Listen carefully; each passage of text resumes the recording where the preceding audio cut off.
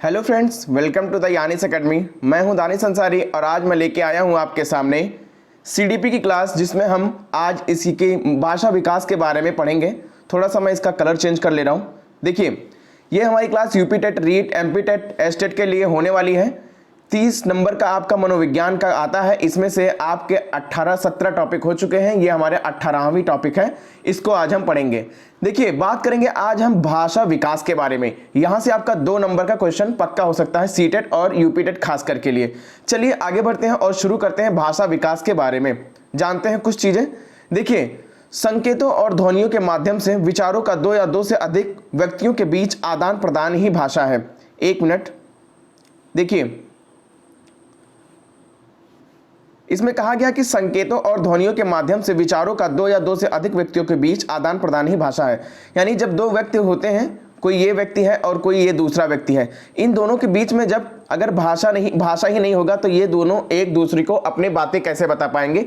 इसके लिए ही भाषा का जन्म हुआ और भाषा इसीलिए हम प्रयोग करते हैं कि अपने बातों को दूसरों तक पहुंचा सकें। ठीक, चलिए बात करते हैं हरलॉक ने इसके बारे में क्या कहा है। देखिए, हरलॉक ने कहा है कि भाषा में संप्रेषण के वह सभी साधन आ जाते हैं जिनसे विचारों और भावों को प्रतीकात्मक बना दिया जाता है, जिससे अपने विचार और भाव को अर्थपूर्ण ढंग से कहा जा सके। हरलॉक कहती हैं कि भाषा इसलिए बनाया गया है क्योंकि अगर कोई व्यक्ति है तो अपनी बातों को एक दूसरे से अर्थपूर्ण तरीके से अपनी बातों को रख सके। हरलॉक का मानना ऐसा है। इन्होंने भाषा विकास को इस तरह डिफाइन किया हुआ है। चलिए आगे बढ़ते हैं और कुछ खास बिंदु हैं जिसके बारे में हम चर्चा करेंगे। देखिए, यहां से बहुत इंपॉर्टेंट क्वेश्चन आपका यहां से बन सकता है, इसलिए जितने भी खास बिंदु मैं लिखवा रहा हूं इसको नोट डाउन करिएगा और एक नोट्स जरूर बनाइएगा। चलिए आगे बढ़ते हैं और बात करते हैं खास बिंदु की। भाषा की सबसे छोटी इकाई जब भी आपसे पूछी जाएगी तो आपको बताना है कि स्वनिम होती है। भाषा की सबसे छोटी इकाई क्या होती है? स्वनिम होती है। इस चीज को याद रखना है। ठीक, और स्वनिम ध्वनियां किसे कहते हैं? जैसे था हो गया, फा हो गया, चा हो गया, ये सारे के सारे क्या हो गए? यानी कोई एक वर्ड हमारा स्वनिम होता है। इतनी चीजें आपको ध्यान में रखना है। वो कोई भी हो सकता है, वो का भी हो सकता है, वो माँ भी हो सकता है, वो चा भी हो सकता है। इसमें से कोई भी अगर सिंगल वर्ड आपको दिखता है तो वो हमारा क्या हो जाएगा? वो स्वनिम हो जाएगा। और स्वनिम हमारा क्या है जब भी पूछा जाएगा तो ये भाषा की सबसे छोटी इकाई है, जिसको इंग्लिश में फोनिम्स भी कहते हैं। ठीक, इसी से हमें ध्वनि का बोध होता है। चलिए बात करेंगे भाषा की सबसे छोटी अर्थपूर्ण इकाई क्या होती है। तो भाषा की सबसे छोटी अर्थपूर्ण इकाई की बात करेंगे तो उसको हम रूपिम कहते हैं। और जब भी बात करेंगे भाषा की सबसे छोटी इकाई, सिर्फ और सिर्फ भाषा की सबसे छोटी इकाई की बात करेंगे तो स्वनिम हो जाएगा। लेकिन अगर अर्थपूर्ण इकाई की बात करेंगे तो वो हमारा रूपिम हो जाएगा। इतनी चीजें आपको यहाँ पे याद रखना है। चलिए कुछ और बिंदु हैं जिसके बारे में हम थोड़ी और चर्चा करेंगे। देखिए, बच्चे की शुरुआती भाषा रुदन एवं कीर्तन होती है। रुदन और कीर्तन मतलब रोना होता है। रुदन और कीर्तन मतलब रोना होता है। कुल मिला के यहाँ पे बताया गया है कि जो बच्चे की शुरुआती भाषा होती है वो रोना होता है। रोने से ही उसकी भाषा की शुरुआत होती है। आप देखेंगे जब बच्चा पैदा होता है तो सबसे पहले क्या करता है? वो रोता है और रोने से ही उसकी भाषा की शुरुआत होती है। छोटा बच्चा रहेगा, वो बोल नहीं पाता है, उसको दूध चाहिए होता है तो वो रो के ही अपने बातों को सामने वाले को बताता है। चलिए आगे बढ़ेंगे और देखिए, ये सारे के सारे बहुत ज्यादा इंपॉर्टेंट है। आपसे ऐसे ही क्वेश्चन बनाएगा वहां पे कि बच्चे की भाषा, शुरुआती भाषा क्या है, तो आपका रुदन एवं कीर्तन हो जाएगा। जब आपको याद रहेगा तभी आप वहां पे लगा पाएंगे, इसलिए बहुत केयरफुली पढ़िए। बच्चे की शुरुआती वर्ड के बारे में जब बात करेंगे तो हमारा व्यंजन होता है। ठीक, एक यहाँ पे ध्यान रखिएगा, जो बच्चे का शुरुआती वर्ड होता है वो कभी भी आ, ई, उ, ये क्या है? ये स्वर है और ये स्वर नहीं होंगे। क्यों? क्योंकि बच्चे के जो शुरुआती वर्ड होते हैं वह हमारे व्यंजन होते हैं। क्या होते हैं? व्यंजन होते हैं। इस चीज को आपको नोट डाउन कर लेना है। ये तो वर्ड की बात हो गई। अब जब भी शब्द की बात करेंगे तो बच्चे का जो शुरुआती शब्द होता है ना, वो हमारा विशेषण होता है। क्या होता है? विशेषण होता है। जब भी हम वर्ड की बात करेंगे तो व्यंजन आएगा और जब भी शब्द की बात करेंगे तो हमारा शुरुआती शब्द क्या होता है? विशेषण होता है। चलिए आगे बढ़ते हैं। देखिए, प्रारंभिक बचपन भाषा विकास के लिए अत्यंत संवेदनशील माना गया है। जो हमारी शैशवावस्था के बाद की जो हमारी अवस्था है उसको प्रारंभिक अवस्था यानी प्रारंभिक बचपन कहा जाता है। और ये भाषा के लिए बहुत ही संवेदनशील है क्योंकि यहीं से भाषा सीखता है। मान लीजिए कैसे? जैसे कोई इंसान है, अगर ये इंडिया में पैदा हुआ, अब ये बच्चा 1 साल का है और इसको अमेरिका में शिफ्ट कर दिया गया, तो वहाँ पे 20 साल के रहने के बाद वो हिंदी नहीं जानेगा। पैदा तो यहीं पे हुआ है लेकिन हिंदी नहीं जानेगा, इसलिए वो क्या हुआ, बचपन में ही वहाँ के एनवायरनमेंट से जुड़ गया और वहाँ से इंग्लिश बोला जाता था, अंग्रेजी बोला जाता था, तो वो अंग्रेजी वाले भाषा को ग्रहण कर लिया। ठीक है, बात समझ में आई होगी। आगे बढ़ते हैं। देखिए, हकलाना और तुतलाना वास्तव में कोई बीमारी नहीं है। बहुत सारे लोग होते हैं, बहुत सारे बच्चे हैं जो हकलाते हैं और तुतलाते हैं, तो ये कोई बीमारी नहीं है। जो हकलाना और तुतलाना है ये हमारी कोई बीमारी नहीं है कि ये एक प्रकार एक होता है, एक स्पीच होता है जिसको प्रोलॉन्ग्ड स्पीच कहते हैं, उसके द्वारा से हम हकलाना और तुतलाना को खत्म कर सकते हैं, यानी सही कर सकते हैं। ठीक, चलिए आगे बढ़ते हैं और अब बात करेंगे कि भाषा की अवस्थाओं के बारे में, भाषा की आवश्यकता क्यों पड़ती है हमें, इसके बारे में बात करेंगे। तो पहला हमारा पॉइंट है इसमें विचारों का आदान प्रदान। मैंने बताया कि जैसे दो व्यक्ति हैं, अब इन दोनों के बीच में अपने विचार इसको बताना है और इसको अपने विचार बताने हैं, तो ये कैसे बताएगा, ये अपनी भाषा से ही बता पाएगा, इसलिए भाषा की आवश्यकता विचारों के आदान प्रदान के लिए भी किया जाता है। दूसरा पॉइंट हमारा यहाँ पे है ज्ञान के संरक्षण के लिए। ज्ञान के संरक्षण के लिए कैसे, देखिए कोई अगर ज्ञान है, ठीक, कोई ज्ञान है, अगर इंसान को ज्ञान है, अब ये एक व्यक्ति है, इसको ये ज्ञान है, अब ये ज्ञान तो इसके अंदर है, लेकिन ये अपनी भाषा में अगर कोई पुस्तक लिख देता है तो ये ज्ञान दूसरों तक भी पहुंच जाता है, होता है कि नहीं होता है। तो इसी प्रकार अगर ये ज्ञान दूसरों को नहीं बताएगा या फिर पुस्तक में नहीं लिखेगा, तो हमारे ज्ञान को अगर भाषा से अपने किसी और को नहीं बताएगा तो हमारा उसका जो ज्ञान है वो एक ही व्यक्ति तक सीमित रह जाता है। इसके लिए ज्ञान के संरक्षण के लिए भी भाषा की आवश्यकता होती है।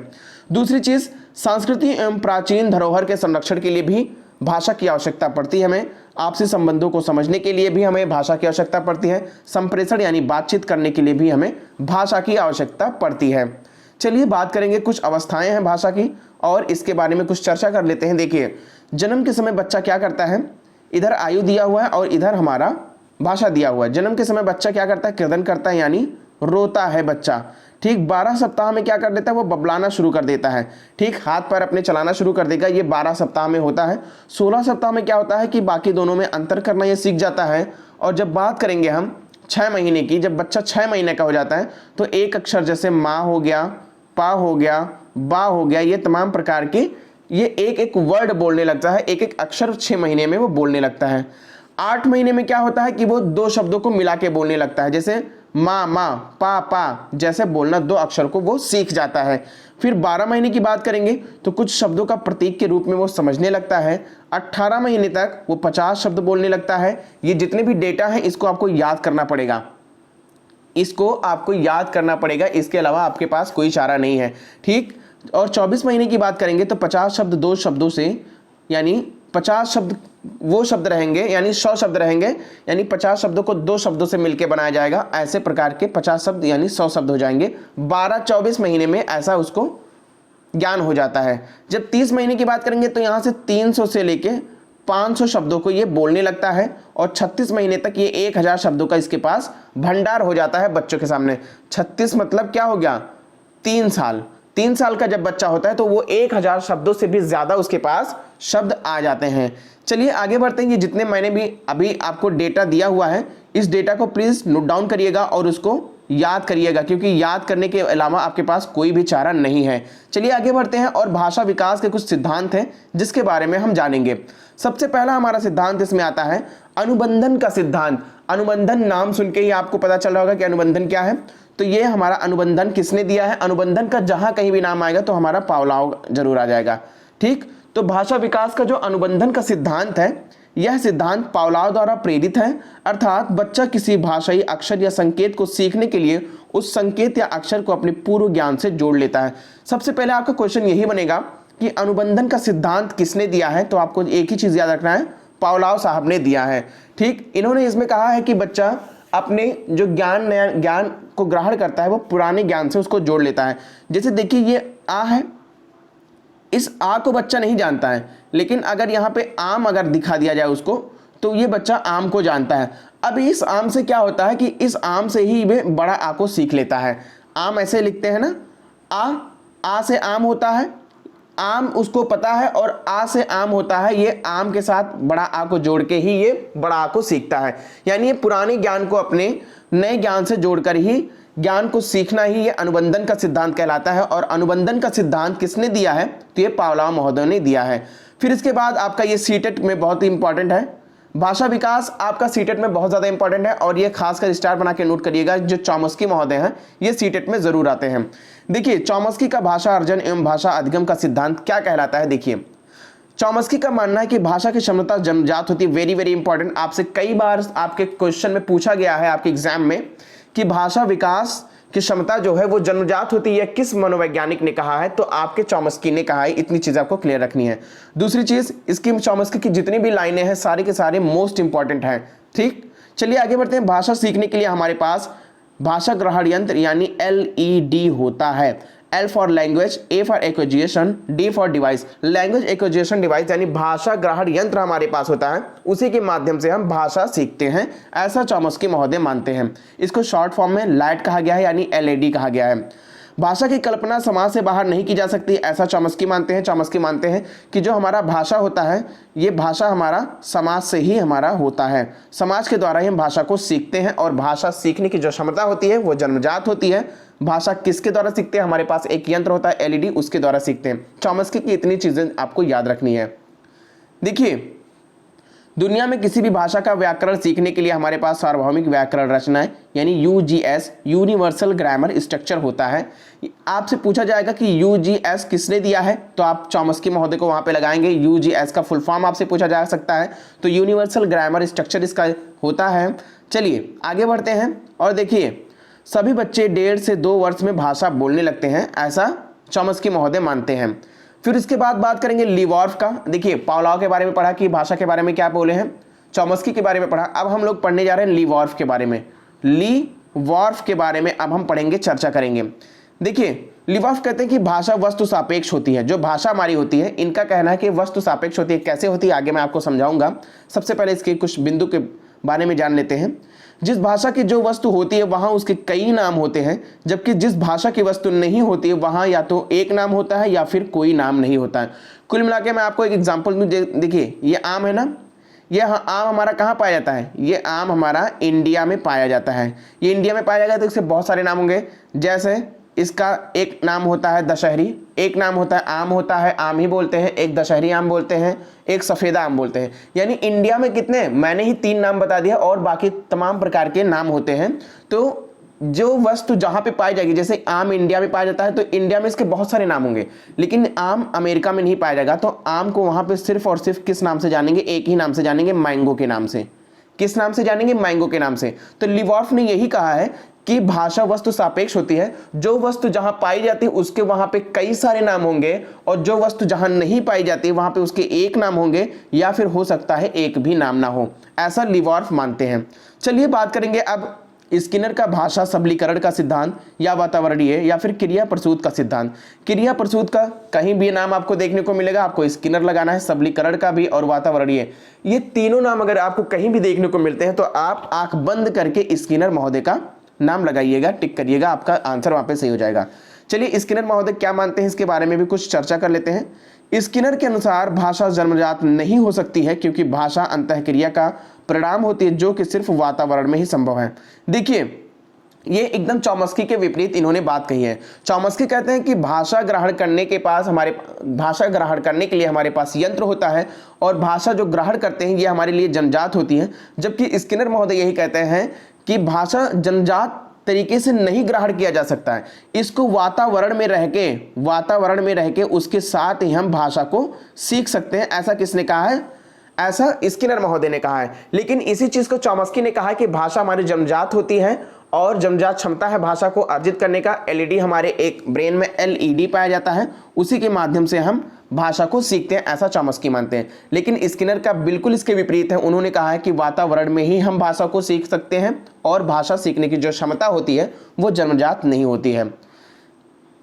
इसी कारण इनको व्यवहारवादी विचारधारा होने के कारण इनके सिद्धांत को वातावरणीय सिद्धांत भी कहा गया। ठीक, स्किनर ने अपने भाषा विकास के सिद्धांत में 3 चरण बताए हैं। आपसे पूछा जा सकता है कि भाषा विकास के सिद्धांत में स्किनर ने कितने चरण बताए हैं, तो आप वहां पे याद रखेंगे 3 चरण बताए। कौन कौन से, सबसे पहला हमारा अनुकरण होता है, फिर दूसरा सहचर होता है, फिर तीसरा सबलीकरण होता है। देखिए बात करेंगे पिता द्वारा चम्मच मंगाने पर चम्मच शब्द सीखना। ये देखिए पिताजी हैं, ये अपने बेटे से कहते हैं जाके चम्मच लेके आओ, तो ये चम्मच लेके आओ, इसको नहीं पता है चम्मच क्या है, लेकिन ये चम्मच शब्द सीख गया है। ये इसके पिताजी ने कहा कि जाके चम्मच लेके आओ, तो इसको ये तो पता हो गया कि चम्मच कोई शब्द है, चम्मच कोई वस्तु है, इसलिए चम्मच इसके जहन में तो सीख गया ये, ठीक, कि चम्मच क्या होता है। चम्मच क्या होता है इसको नहीं पता, लेकिन चम्मच जो शब्द है उसको ये सीख जाता है। इसके बाद सहचर्य का आता है कि माता द्वारा चम्मच वस्तु बताने पर चम्मच शब्द एवं वस्तु को जोड़ देना, यानी वो अपनी मम्मी से जाएगा, कहेगा कि पापा चम्मच मांग रहे हैं, तो उसकी मम्मी क्या करेंगे, उसको एक स्पून दे देंगे, ठीक, ये स्पून हो गया। और ये फिर क्या करेगा, ये जो चम्मच वर्ड इसके पिताजी ने बोला था, इसको इस वस्तु के साथ जोड़ देगा, सहचर्य कर देगा। इसकी वजह से फिर क्या करेगा, ये चम्मच को चम्मच से जोड़ेगा, तो उसको फिर भाषा का उसका विकास हो जाएगा और उसको पता हो जाएगा कि चम्मच को ही हम, इसी वस्तु को ही हम चम्मच कहते हैं, ठीक। इसके बाद सबलीकरण आता है इनके, उसमें कहते हैं माता या पिता उसी सहचर्य को बढ़ावा देंगे जो सही हो।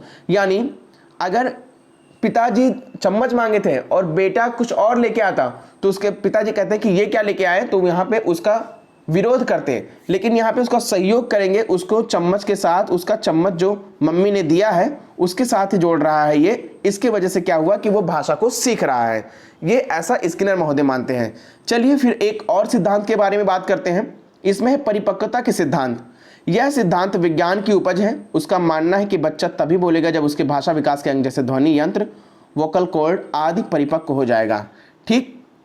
परिपक्वता के सिद्धांत में क्या होता है कि परिपक्वता का सिद्धांत एक वैज्ञानिक सिद्धांत है। कौन सा है, एक वैज्ञानिक सिद्धांत है। इस सिद्धांत को किसी ने दिया नहीं है, और इस सिद्धांत में कहा गया है कि बच्चा तभी बोलेगा, बच्चा तभी भाषा को ग्रहण करेगा जब उसके भाषा विकास के अंग जैसे ध्वनि यंत्र, वोकल कॉर्ड आदि परिपक्व हो जाएंगे। अब जब परिपक्व ही नहीं होंगे तो बच्चा कैसे बोलेगा, अपनी भाषा का विकास ही नहीं कर पाएगा। यानी इसके लिए जिससे वो बोलेगा, जो यंत्र है उसका बोलने वाला, उसको परिपक्व होना बहुत ज़्यादा ज़रूरी है, ठीक। अब देखिए कुछ विभिन्न अवस्थाएं हैं भाषा विकास में, इसके बारे में हम चर्चा करने जा रहे हैं। चलिए आगे बढ़ते हैं और बात करेंगे शैशवावस्था की। सबसे पहले बात करेंगे शैशवावस्था की। शैशवावस्था में भाषा विकास के संदर्भ में स्मिथ ने निम्नलिखित आंकड़े दिए हैं। ये जो जितने आज आंकड़े मैं बता रहा हूं, इस आंकड़े को प्लीज आप नोट डाउन करिएगा। मैं बार बार कह रहा हूं क्योंकि क्वेश्चन आपका यहीं से आ सकता है, ठीक, और कई बार आया भी हुआ है। चलिए बात करेंगे। स्मिथ कहते हैं कि जन्म से लेकर 3 महीने तक जो बच्चा होता है वो एक भी शब्द नहीं बोल पाता है, यानी 0 शब्द बोलता है। फिर जब वो 10 माह का हो जाता है, यानी 10 महीने का हो जाता है, तब बच्चा 1 शब्द बोलता है। ये स्मिथ के द्वारा बताया गया है। हर एक मनोवैज्ञानिक ने अपने अलग अलग मत दिए हैं, तो अलग अलग मत के हिसाब से आपको हर एक मनोविज्ञान को अपने जहन में रखना है और चीज़ों को समझना है। 10 महीने में 1 शब्द बोलना शुरू कर देता है, उसके पास 1 शब्द का शब्द भंडार होता है, ऐसा स्मिथ मानते हैं। 1 वर्ष में 3 शब्द को बोलना सीखता है। 15 महीने में वो 19 शब्द को बोलना शुरू करता है, ये स्मिथ कहते हैं। और इसके बाद जब वो 18 महीने का हो जाता है तो 22 शब्दों को सीखता है, और 21 महीने में 118 शब्दों को सीखता है। 24 महीने में 212 शब्दों का भंडार उसके पास हो जाता है। और जब बच्चा 4 साल का होता है तो 1550 शब्द का उसका निर्माण हो जाता है उसके ब्रेन में। और जब 5 साल का होता है तो 2072 शब्द हो जाते हैं। और जब 6 साल का होता है तो 2562 शब्द उस बच्चे के ब्रेन में वो शब्द भंडार के रूप में हो जाता है, ठीक। चलिए इतनी तो बात हो गई। अब कुछ प्रमुख बिंदु के बारे में बात कर लेंगे। देखिए शैशवावस्था में बालिकाओं का भाषा विकास बालिकाओं से तेज होता है, यानी जो बालिका होती हैं वो शैशवावस्था में बालकों से क्या होती हैं, बालिका जो बालकों से होती हैं वो बेहतर होती हैं, बालक से क्या होती हैं, बेहतर होती हैं शैशवावस्था की जब भी बात करेंगे। ऐसा किसने कहा है, तो ऐसा महिला मनोवैज्ञानिक एनी एनास्टेसी और एलिजाबेथ हरलॉक मानती हैं, ठीक, कि जो महिलाएं होती हैं यानी जो बच्चियां होती हैं वो बच्चों से ज़्यादा अच्छे तरीके से भाषा का विकास उनका होता है। जिन बच्चों में हकलाना तुतलाना जैसे समस्याओं या गूंगापन होता है उनका भाषा विकास देर से होता है। शैशवावस्था में अगर कोई बच्चा तुतलाता है या फिर हकलाता है तो उसको जब भाषा विकास होगा ना वो थोड़ा लेट होगा, थोड़ी देरी में होगा। बाकी बच्चों का तेज होगा, लेकिन जो हकलाते और तुतलाते बच्चे हैं उनका भाषा विकास थोड़ा सा देरी में होगा। चलिए बात करेंगे बाल्यावस्था की। जो बाल्यावस्था में क्या होता है, बाल्यावस्था में ही भी लड़कियों का भाषा विकास लड़कों से बेहतर होता है, यानी शैशवावस्था में बालिकाओं का विकास ज़्यादा बेहतर होता है। उसके बाद बाल्यावस्था की बात करेंगे तो यहाँ पे भी लड़कियों का जो भाषा विकास है वो लड़कों से क्या होता है, वो बेहतर होता है, ठीक, यानी अच्छा होता है, उनसे जल्दी वो सीख लेते हैं। चलिए आगे बढ़ते हैं। मनोवैज्ञानिक शीशोर ने 4 से 10 वर्ष के 117 बच्चों का अध्ययन करके शब्द भंडार के बारे में आंकड़े दिया है। आपसे पूछा जाएगा जो शिशोर मनोवैज्ञानिक थे उन्होंने कितने साल के बच्चों को लिया था, तो आपको 4 से 10 साल याद रखना है। फिर पूछा जाएगा उन्होंने भाषा विकास में के सिद्धांत में कितने बच्चों को शामिल किया था, तो 117 बच्चों को शामिल किया था। ये चीजें आपको ध्यान रखनी है। चलिए बात करते हैं, एक तरफ उम्र दिया हुआ है और एक तरफ शब्द भंडार दिया हुआ है। सबसे पहले बात करेंगे 4 वर्ष में इन ये बोलते हैं कि 5600 शब्दों का निर्माण हो जाता है, शब्द भंडार हो जाता है। और शिशोर कहते हैं कि जब बच्चा 5 साल का हो जाता है तो बच्चा का शब्द भंडार 9500 शब्द का यहाँ पे उसके पास भंडार हो जाता है। 6 वर्ष में क्या होता है कि 14700 शब्दों का वो भंडार कर लेता है अपने जहन में। और जब वो 7 वर्ष का होता है तो 21200 शब्द उसके भंडार हो जाते हैं। और 8 वर्ष में उसके पास 26309 शब्दों का भंडार हो जाता है। जब बच्चा 10 साल का होता है तो 34300 शब्द उसके शब्द भंडार में ग्रहण कर लेता है बच्चा। ठीक, देखिए बाल्यावस्था में बालिकाएं बालकों से भाषा विकास में बेहतर होती हैं, ऐसा हाइडर मानते हैं। ठीक, बाल्यावस्था में देखिए हरलाक मानते थे कि शैशवावस्था में बेटर होते हैं जो लड़कियां हैं, लेकिन बालिकाएं बालकों से बाल्यावस्था में भी बेटर होती हैं भाषा विकास में, ऐसा कौन मानता है, तो ऐसा हाइडर मानते हैं। ठीक, हाइडर मानते हैं ऐसा। फिर बात करेंगे हम किशोरावस्था की। देखिए इस अवस्था में शब्द भंडार लाखों में पहुंच जाता है। किशोरावस्था की जब भी बात करेंगे तो लगभग ये 18 साल का बच्चा हो जाता है, इसमें 12 से 18 साल का। जब 12 से 18 साल का बच्चा रहेगा तो यहाँ पे जो उसके शब्द भंडार रहेंगे ना वो लाखों में पहुंच जाते हैं। किस में? लाखों में पहुंच जाते हैं। और जो किशोर बालक या उन बालिकाएं होती है वो गुप्त भाषा का, कोड लैंग्वेज का प्रयोग करने लगते हैं। जब 18 साल का बच्चा हो जाता है तो कोड लैंग्वेज का प्रयोग करता है और गुप्त भाषाओं का भी प्रयोग करने लगता है और उसके जो शब्द भंडार होते हैं वो लाखों में पहुंच जाते हैं। ठीक, चलिए आगे बढ़ते हैं और बात करेंगे भाषा विकास को प्रभावित करने वाले कुछ कारक के बारे में। इसके भाषा विकास को कौन कौन कारक प्रभावित करता है इसके बारे में बात करेंगे। तो सबसे पहला हमारा बुद्धि होता है। बुद्धि जो हमारा है ये सबसे पहला कारक है कि हमारी भाषा को प्रभावित करता है। जो लिंग होता है, देखिए महिलाएं ज़्यादा अच्छे तरीके से यानी शैशवावस्था में और बाल्यावस्था में सीख रही हैं, इसके हिसाब से लिंग का भी हमारे भाषा विकास में प्रभाव पड़ रहा है। बहुभाषावाद यानी बहुत सारी भाषाएं आपके घर में बोली जाती हैं, वो भी एक कारक है आपके भाषा विकास के लिए। पारिवारिक माहौल, अगर पारिवारिक माहौल आपका भाषाई तरीके से ठीक रहेगा तो आपका भाषा विकास और अच्छे से हो जाएगा। सामाजिक आर्थिक स्तर भी यहाँ पे बहुत बड़ा मैटर करता है भाषा को ग्रहण करने के लिए। सहपक्षी या संगी साथी, जो हमारे साथी होते हैं, किस प्रकार के साथी के लोग रहते हैं हमारे साथ, उन्हीं प्रकार के शब्दों को हम सीखते हैं, ग्रहण करते हैं। तो ये जो हमारे साथी होते हैं भी हमारे कारक हैं भाषा विकास के लिए। और जो विद्यालय होता है ये भी बहुत बड़ा कारक है हमारे भाषा विकास के लिए। चलिए दोस्तों आगे बढ़ते हैं और क्लास हमारी यहीं पे खत्म होती है। कुछ चीजें मैं आपको यहाँ पे बताना चाहूंगा। देखिए 1 मिनट। चलिए, अगर सेशन आपको पसंद आया दोस्तों तो जो बच्चे नए हो यानिश अकेडमी को जरूर सब्सक्राइब कर लें। और अगर सेशन वाकई में पसंद आए तो लाइक करें, शेयर करें, कमेंट करें। ये हमारे यहाँ पे क्लास चल रही है, फ्री ऑफ कॉस्ट चल रही है कहीं पे। और अगर यूपी टेट की क्लास आप लेने जा रहे हैं तो आपको वहाँ से 5 से 6,000 रुपये पे करने की जरूरत होती है, लेकिन हमारे इस चैनल पर 1 भी रुपया नहीं लिया जा रहा है। और फ्री ऑफ कॉस्ट सारे के सारे सब्जेक्ट आपको, जैसे सीडीपी हो गया, हिंदी हो गया, इसके साथ साथ आपका ईवीएस हो गया, संविधान हो गया, ये सारे के सारे क्लास आपके सारे के सारी प्लेलिस्ट बनी हुई है जिसका डिस्क्रिप्शन में आपको लिंक मिल जाएगा, या फिर यानिश अकेडमी के यूट्यूब चैनल पे जाके उसको सब्सक्राइब कर सकते हैं और वहां से जाके आप प्लेलिस्ट में सारे के सारे वीडियोस को देख सकते हैं। सारे के सारे वीडियोस सीक्वेंस से पड़े हुए हैं और सबका नोट्स बनाइए, अच्छे से तैयारी करिए दोस्तों, आपका 130 नंबर कहीं नहीं जाने वाला है। ठीक, चलिए दोस्तों, अगर आपको सेशन वाकई में पसंद आया तो प्लीज मैं फिर से एक बार रिक्वेस्ट करूंगा कि आप यानिश अकेडमी को जरूर सब्सक्राइब करिए। शाम को आपको हिंदी के प्रैक्टिस मिलती है, इसलिए आप शाम को आना 7 बजे ना भूलिएगा। मिलते हैं अगले क्लास में, तब तक के लिए अपना ख्याल रखिए। जय हिंद, नमस्कार, अस्सलाम वालेकुम।